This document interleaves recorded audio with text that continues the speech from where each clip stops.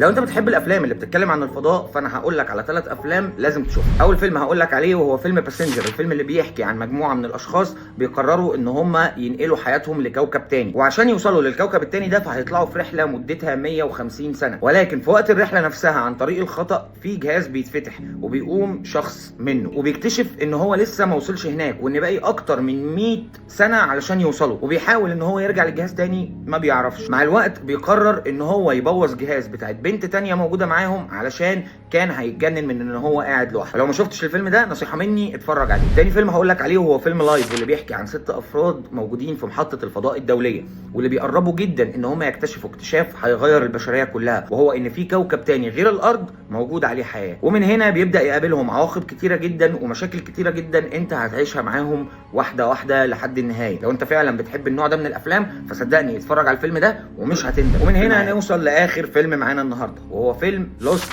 ان سبيس، واللي بيحكي عن ان الارض بقى كوكب غير صالح ان احنا نفضل عايشين عليه، فبيقرر البروفيسور جون ان هو ياخد عيلته ويطلعوا يعيشوا على كوكب تاني. ومن هنا بتبدا رحلتك معاهم في الفيلم، وان انت بتشوف هم هيعملوا ايه على الكوكب التاني، ازاي هيستعمروه، ازاي هيقدروا يعيشوا عليه. فلو ما شفتش الفيلم ده اتفرج عليه وصدقني هيعجبك جدا جدا. وبكده ابقى قلت لك على ال3 افلام بتوع النهارده. لو الحلقه عجبتك ما تنساش لايك وشير وفولو، وابعت الفيديو لاصحابك، وسيب لي رايك تحت في الكومنتات لو انت شفت اي فيلم من دول، واشوفكم الحلقه اللي جايه. سلام.